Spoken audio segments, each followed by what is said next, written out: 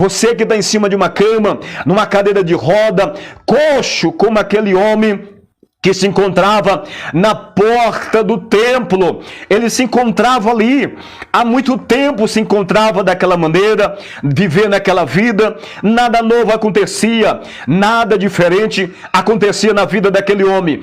Mas preste bem atenção a algo que eu vou te falar. Tudo aquilo que aquele homem tinha passado, tudo aquilo que ele tinha vivenciado, algo estava reservado para ele. Eu vou repetir para você.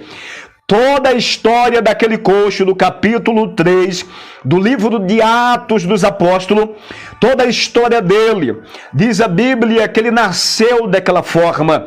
Ele nasceu aleijado, mas observe uma coisa, existe um Deus soberano que conhece toda a existência, que sabe o passado, o presente e o futuro, e tudo que ele cria, tudo que ele faz é perfeito, e tudo que ele faz é para a sua glória, é para o seu louvor, é para que seu nome seja manifesto na terra, é para que as suas criaturas o louvem, é para que os seus, aquilo, tudo que ele criou, a natureza, os pássaros, o ser humano, toda a criação, o louve, o adore, o glorifique, porque só ele é digno. Por isso, um dos títulos dele é o Criador. Ele criou, ele forma, ele traz existência. Então, você que neste momento está numa cadeira de roda, está coxo, está com enfermidade, com câncer, câncer de mama, câncer no pulmão, talvez o médico já desenganou você, ou outro tipo de doença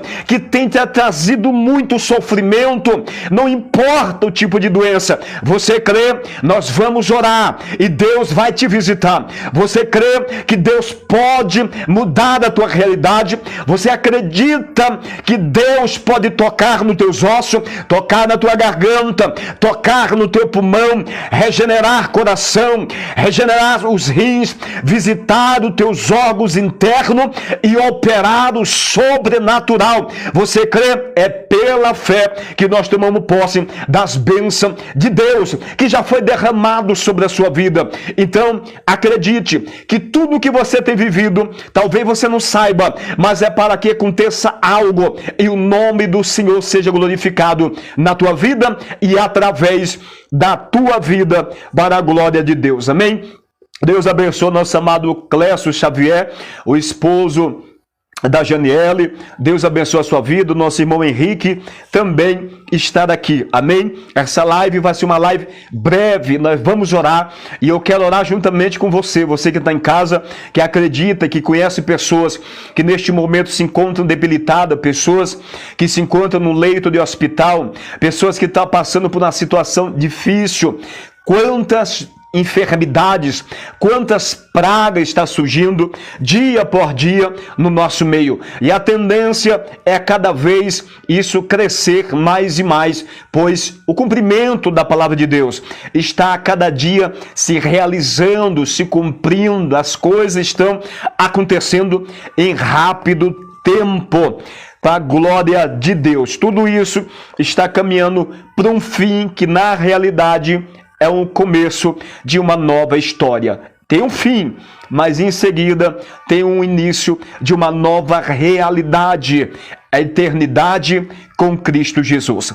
Esse é o nosso maior galardão. Amém? Nós vamos ler logo em seguida, nós vamos orar o capítulo 11. Nós vamos ler, se você pode, abre a sua Bíblia aí, no capítulo 11 de Lucas. Vamos estar lendo alguns versículos para a glória de Deus. Está escrito assim, capítulo 11 de Lucas, verso 1 em diante. De uma feita estava Jesus orando em certo lugar. Quando terminou, um dos seus discípulos lhe pediu: Senhor, ensina-nos a orar, como também João ensinou ao seu discípulo. Versículo 2.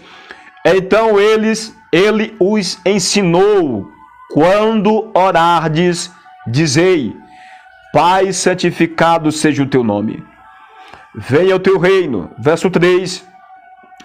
o pão nosso cotidiano dá-nos dia a dia. Verso 4. Perdoa-nos os nossos pecados, pois também nós perdoamos a todo o que nos deve, e não nos deixe cair em tentação.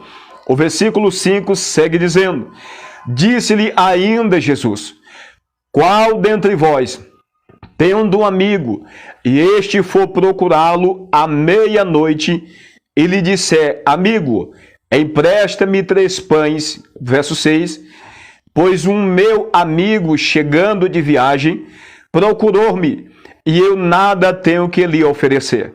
Verso 7, e outro lhe responda lá de dentro, dizendo: não me importunes, a porta já está fechada, e os meus filhos comigo também já estão deitados. Não posso levantar-me para te os dar. Verso 8, digo-vos que se não se levantar para dá-los por ser seu amigo, todavia o fará por causa da importunação, e lhe dará tudo o de que tiver necessidade. Aleluia. Eu quero explanar brevemente alguns pontos aqui dentro desse ensino de Jesus, pois se você observar, Jesus ele entra nesse ensino sobre a oração por causa de um pedido. É a partir de um pedido de seu discípulo que Jesus ele entra no ensino da oração. Como nós devemos orar, como nós devemos buscar. E aqui nós temos algumas realidades que nós devemos atentar muito bem para elas. Existe um propósito pelo qual Jesus ensinou a orar dessa forma. Mas eu não vou entrar em todo esse detalhe. Quando Jesus fala: Pai, santificado seja o teu nome, você já parou para pensar como que o nome de Deus pode ser santificado? Ou o que Jesus está falando aqui nesse verso, nessa pequena porção de palavras? Quando nós orarmos, nós temos que orar dessa forma: Pai, santificado seja o teu nome. Ora, Deus é santo, Deus ele é perfeito, ele é supremo. Então Jesus não está falando que o nome que Deus deve ser santo, que Deus deve ser mais santificado, pois Deus já é santo, já é perfeito. Então o que o Senhor quer dizer quando Ele nos ensina que o nome de Deus deve ser santificado? O nome de Deus ele é santificado através dos seus filhos na terra, conforme a sua conduta. Eu não vou ir em alguns textos para trazer essa realidade, para preencher esse verso. Mas o nome de Deus ele é santificado nos filhos, conforme a sua vida, a sua conduta, o seu caráter e comportamento. Se você for ler no capítulo 10 do livro de Levítico, você vai observar que os sacerdotes, filho de Arão, ao oferecer o incenso, ao estar ali praticando o ofício sacerdotal, eles oferecem um fogo estranho diante de Deus. Eles entram no santo com fogo estranho, sendo ele sacerdote. Coisas que não poderia fazer, eles fizeram e foram normalmente ali cumprir o seu ofício de sacerdote. E a Bíblia diz que saiu fogo de diante do Senhor e os consumiu. E o Senhor fala para Moisés e Moisés fala para o seu pai, o pai dos meninos, que é o patriarca Arão, o sumo sacerdote. E as palavras que ele diz são estas, diz: olha, Deus manda falar que o nome dele tem que ser santificado naqueles que se aproximam dele. E o nome dele glorificado diante de todo o povo. Então, nós entendemos que quando o Senhor fala, Pai deve ser santificado, Pai seja santificado o teu nome, é quando nós, através das nossas atitudes, do nosso comportamento, uma vez que levamos o nome de Deus, uma vez que transportamos o Espírito de Deus, uma vez que somos a própria